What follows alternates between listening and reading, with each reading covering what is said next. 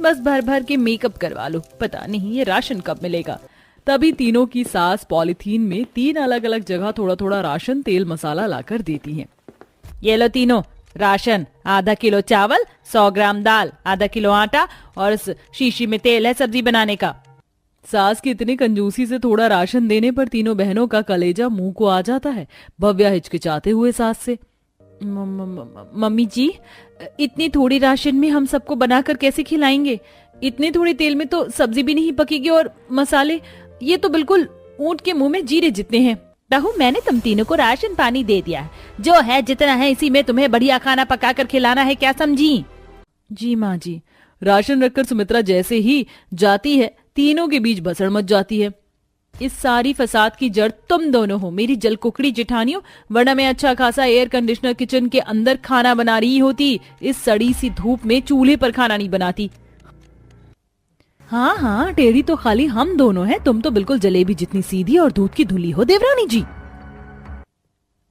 उफ, तुम दोनों ये कुत्ते बिल्ली की तरह किचकिचबाजी करना बंद करोगी? भैंस की आंख, एक तो ये फुसफुस स्टोव नहीं जल रहा है, मेरी तो ये समझ में नहीं आ रहा है इस चुल्लू भर आटा चावल में कितना खाना पकेगा। आखिरकार एक घर की बहू होकर भी तीनों ने अलग अलग चूल्हा क्यों बना रखा था? सुषमा ने तीनों के आगे थोड़े से राशन में खाना बनाने की चुनौती क्यों रखी? क्या ऐसा करके वो तीनों को सबक सिखाना चाहती थी? सारा माजरा क्या है, आइए देखते हैं। देखो भव्या, पूजा, मैंने तुम दोनों से कहा ना, पहले मैं अपने लिए मसाला चाय बनाऊंगी, फिर गैस चूल्हा खाली करूंगी। क्यों क्यों क्यों कोमल, तुम क्या प्रधानमंत्री लग रही हो जो मैं गैस चूल्हा खाली होने का वेट करूं? मुझे कैपुचिनो बनाना है।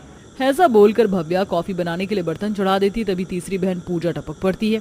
वाह जी वाह, दोनों गैस चूल्हा तुम दोनों ने एडवांस में बुक कर लिया। ओह कोमल, चलो अब अपना चाय का भगोना हटा लो, बहुत उबल गई तुम्हारी चाय, मुझे मैगी बनाना है। भव्या गुस्से में भड़क कर पूजा पर राशन पानी लेकर चढ़ जाती है। मैगी की टिंगू हटाकर तो दिखाओ भगोना, ऐसा चाटा मारूंगी कि मच्छर की तरह दीवार में चिपक जाएगी। तभी कोमल सुड़ सुड़ करके कॉफी पीते हुए दोनों की लड़ाई का स्वाद लेने लगती है। वाह वाह, बिना टिकट लिए क्या बढ़िया पिक्चर देखने को मिल रही है। What a tasty coffee. रुक जा, तू तेरी खीखी अभी बंद करती हूँ। बड़के मिजाज में भव्या कॉफी की कप हाथ मारकर फर्श पर गिरा देती है। तीनों बहनों के बीच घमासान लड़ाई मच जाती है। खेवड़ी सी शक्ल की, तूने मेरी कॉफी वेस्ट की ना, अब तू देख बेटा। भव्या बौखलाकर बेलन उठा लेती है। आकर दिखा जरा, यही बेलन मार कर तेरी खोपड़ी खोल दूंगी। झगड़े की आवाज सुनकर मंजू माथा पकड़े रसोई में धमक पड़ती है। हे भगवान, आज क्या तुम तीनों बहनें मेरी दिमाग की नस फाड़ कर मानोगी? रसोई घर को अखाड़े का मैदान बना रखा है तीनों ने, एक दूसरे से बिल्कुल नहीं बनती।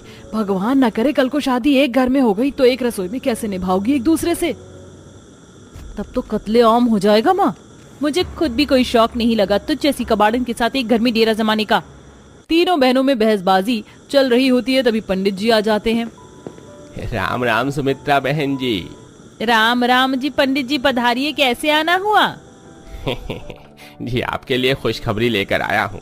आपकी तीनों बेटियों की शादी का संजोग बैठ गया। एक ही परिवार के 3 भाइयों से रिश्ता लगा है। इतना अच्छा खासा घर मकान बना रखा है कि आपकी बेटी दूध का कुल्ला करेगी। भगवान की दया से अन्न धन की कोई कमी घटी नहीं है। अच्छा घर परिवार सोचकर सुमित्रा रिश्ता मंजूर कर लेती है। वहीं बड़े धूमधाम से तीनों बहनों की शादी एक परिवार में हो जाती है। विदाई के टाइम, बच्चियों, अब तुम तीनों बहनें किसी के घर की बहू और गृहिणी हो, एक दूसरे के साथ मिलजुल कर रहना।